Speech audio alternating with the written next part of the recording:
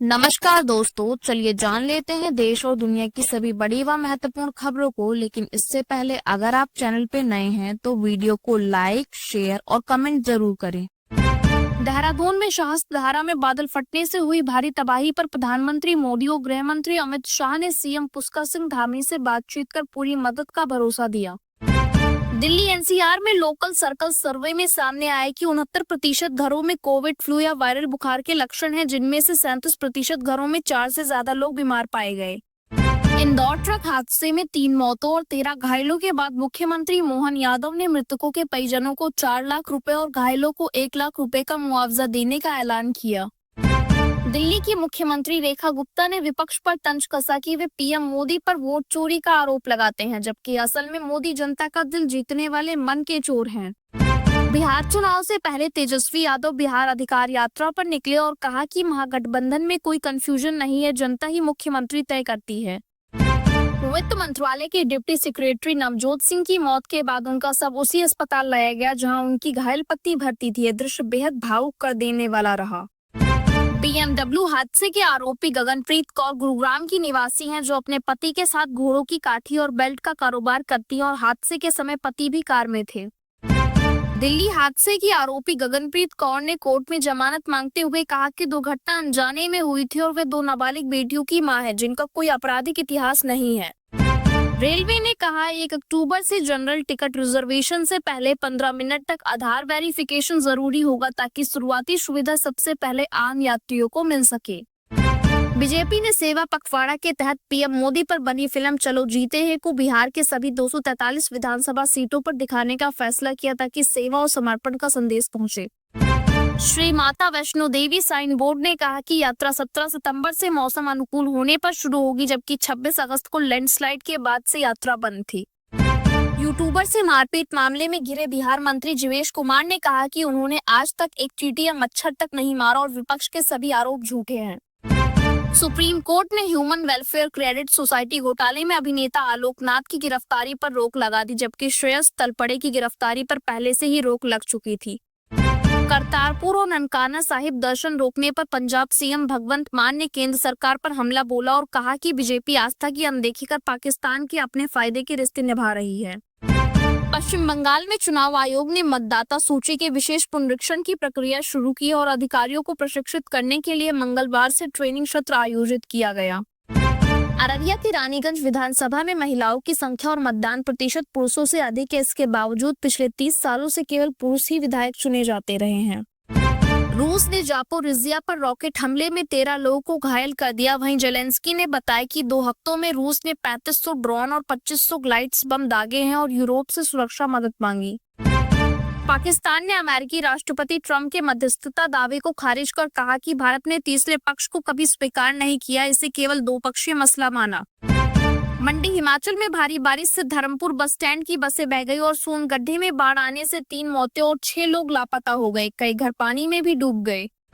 हरियाणा के पलवल में एक पुलिसकर्मी ने नशे में 3 बच्चों को कुचल दिया, जिसमें 2 की मौत हो गई और एक गंभीर रूप से घायल है। आरोपी को ग्रामीणों ने पकड़कर पुलिस को सौंपा। देहरादून के शाहसधारा में बादल फटने से कर्लिगाड़ नदी उफान पर आ गई और पुल बह गया। तमसा नदी के जलस्तर बढ़ने से टपेश्वर, महाकाल समेत कई मकान, होटल बह गए। मौसम विभाग ने बुधवार को पश्चिम बंगाल, सिक्किम, अंडमान निकोबार, असम, मेघालय, यूपी, बिहार, झारखंड और कई राज्यों में भारी बारिश की चेतावनी जारी की है। यूपी पुलिस के 4543 पदों पर होने वाली भर्ती के लिए 15 लाख से अधिक आवेदन आए। बोर्ड ने कहा कि परीक्षा तिथि की जानकारी उम्मीदवारों को 4 हफ्ते पहले दी जाएगी। केंद्र सरकार ने लग्जरी कारों पर 40% जीएसटी लागू करने के बाद कीमतों में गिरावट की उम्मीद जताई। मर्सिडीज, बीएमडब्ल्यू, ऑडी और जीप समेत कारें लाखों सस्ती हो सकती हैं।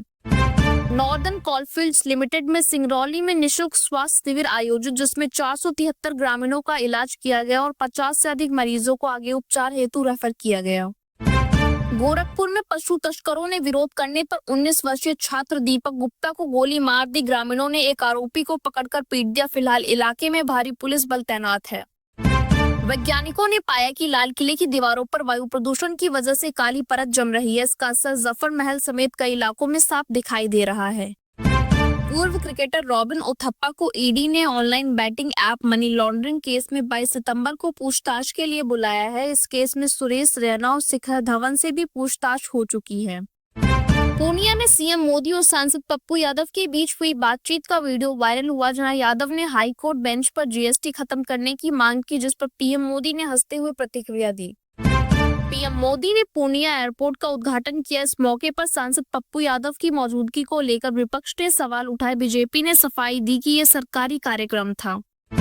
उत्तर कोरिया के तानाशाह किम जोंग उन ने विदेशी सांस्कृतिक प्रभाव रोकने के लिए आइसक्रीम, हैमबर्गर और कैरियोकी जैसे शब्दों के इस्तेमाल पर प्रतिबंध लगा दिया। केंद्रीय मंत्री नितिन गडकरी ने कहा कि सड़क हादसों को रोकने के लिए 6 एयरबैग अनिवार्य हैं। ब्लैक स्पॉट सुधारे, लेकिन लोग हेलमेट न पहनना और रेड लाइट तोड़ना नहीं छोड़ते। गडकरी ने कहा कि भारत जापान को पछाड़कर तीसरा सबसे बड़ा ऑटोमोबाइल बाजार बन रहा है और सरकार अगले 5 सालों में इसे दुनिया का नंबर 1 बाजार बनाने का लक्ष्य।